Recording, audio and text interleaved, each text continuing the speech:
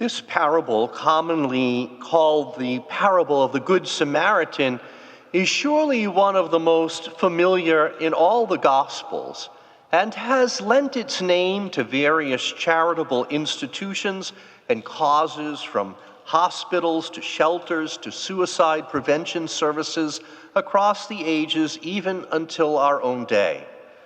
It is simply a story about a person having the great generosity of heart to rescue a fellow human being in extreme difficulty, even though that person in need, a Jew, likely despised that Samaritan and would have crossed the street to avoid him under any other circumstances.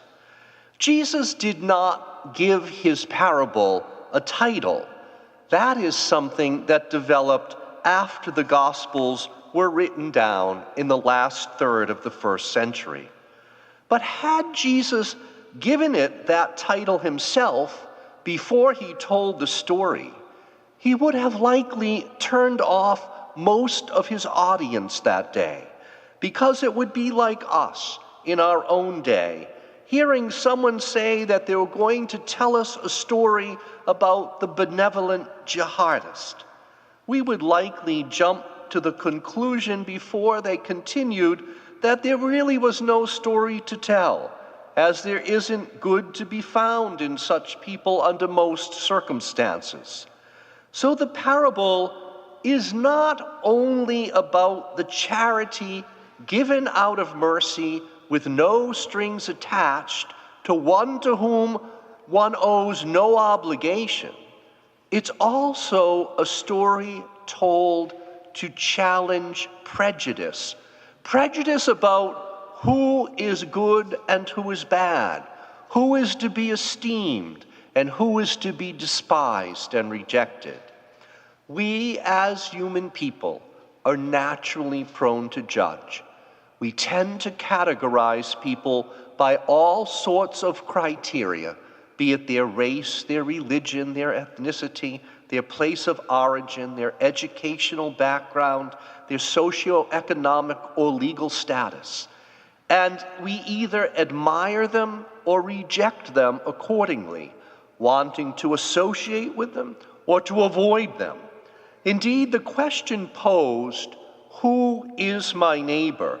receives what would have been an utterly shocking response from Jesus, because in the end, it is the one hated as an enemy who reveals himself to be the true friend, the one mocked and avoided as ritually impure who reveals he is the one with the heart who is clean.